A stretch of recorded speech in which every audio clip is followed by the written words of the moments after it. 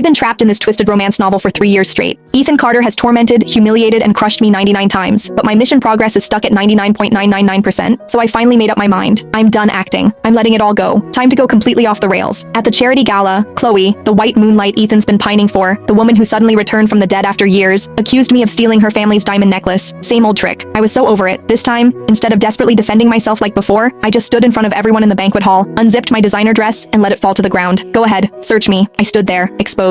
Check every inch if you want. Ethan froze like he'd been struck by lightning. His cool facade shattered, and he rushed over, frantically wrapping his suit jacket around me, his hands trembling. Chloe stood off to the side, eyes rimmed red, tears ready to be weaponized. Ethan whipped his head toward me, his expression icy. Quit this miserable act, Mia. If you pull another stunt, I'll throw you off the balcony myself. I didn't pause for a second. Spinning around, I shouted as I dashed toward the terrace. Great idea. Saves you the trouble. I swung one leg over the marble railing. Ethan turned pale, lunged, and pinned me down like he was holding onto something wild and beyond his understanding. That night, Chloe was a little under the weather. Without waiting for orders, I spent all night calling every top surgeon across 3 states. Early the next morning, I was standing in the hospital corridor, sounding eerily calm. Doctor, I'm here to donate a kidney. When can we start the surgery? The specialist adjusted his glasses, looking at me like I was insane. Miss, the patient just has a regular cold, a mild viral infection. No transplant needed. I stood there, genuinely crushed. Oh, just a cold? Are you sure? What about her liver? Or maybe a cornea? She's got to need something, right? Behind me, Ethan's shadow loomed. He grabbed my wrist, hard enough to nearly break bone. Mia Carter, have you finally lost your mind? I turned, meeting his gaze with all seriousness. I mean it, Ethan. Whatever she needs, I'll give. Maybe not today, but someday, right? Isn't that your plan these past 3 years? Dismantle me piece by piece, hand everything over to her? Ethan's chest heaved with rage, barely keeping it together. Chloe lay on her pillows, looking fragile and pitiful. It's all my fault, Ethan. If I wasn't so delicate, Mia wouldn't be like this. It's not your fault. Ethan's voice softened instantly. Then, staring at me, his eyes turned sharp and cold. What are you pulling now? You think acting like a martyr will make me pity you? Let me make it clear. I will never love you. I looked at him, but my mind slipped back to the real world. I'm just an intruder. A system yanked me out of reality and dumped me into this trauma romance collection. The deal was simple. Push the heartbreak meter to 100% and I'll get $20 million.